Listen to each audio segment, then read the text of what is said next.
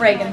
Thanks, Caroline. I have two questions for you. Sure. Democrats, including former White House Press Secretary Jen Psaki and Minneapolis Mayor Jacob Frey, attacked prayer and pushed gun control in the. Oh, this should be good. I hope everyone's tuned in for this right now.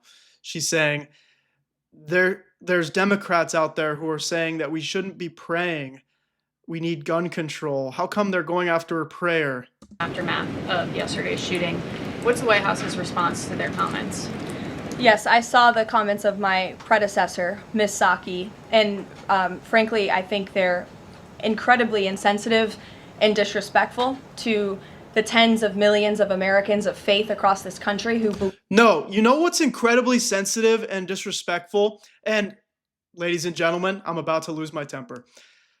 What's disrespectful to the children who were slain by guns yesterday? What's disrespectful to their families and the other victims, by the way, who are still alive but will live the rest of their lives knowing that when they were 8 and 9 and 10 years old, they watched their friends get shot to death, and they also will suffer through injuries that carry with them for years and years to come. What's disrespectful is all we are asking is for some fucking reform. All we are asking is for some fucking progress to prevent these massacres from happening, to prevent these tragedies from taking place.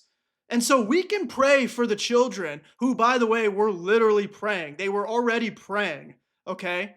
So clearly just praying isn't doing enough for those children. We can do more for the children than just sit on our hands and knees like little fucking cowards, little babies, because we are completely compromised by the NRA and the gun lobby. We can do more for the fucking children in America than just say thoughts and prayers. It's that simple.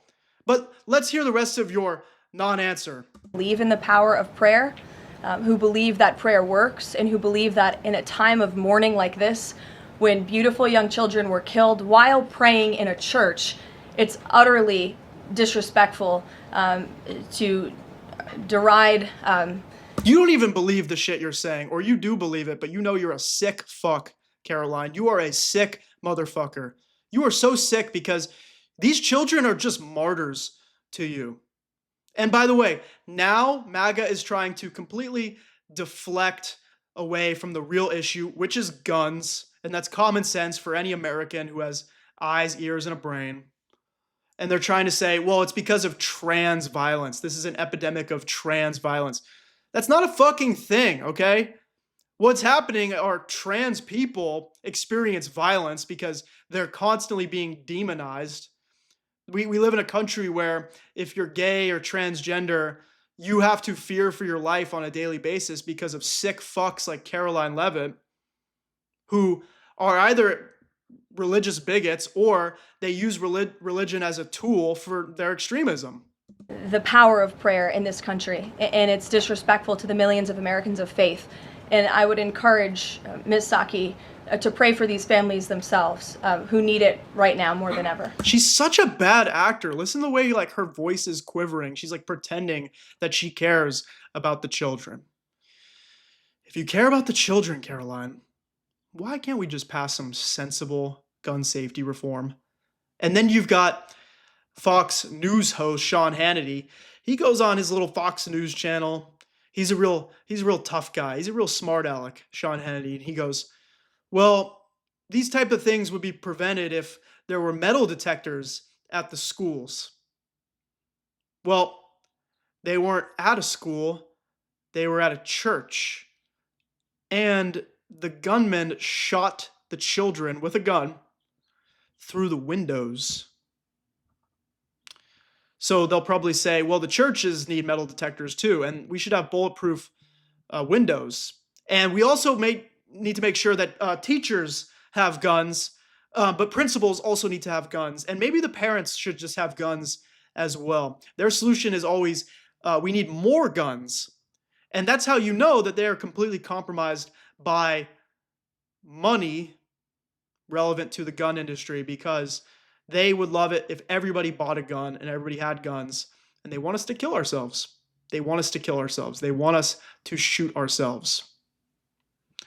Well, under my watch, that is not the America that we are going to be living in anymore. I am beyond tired of this.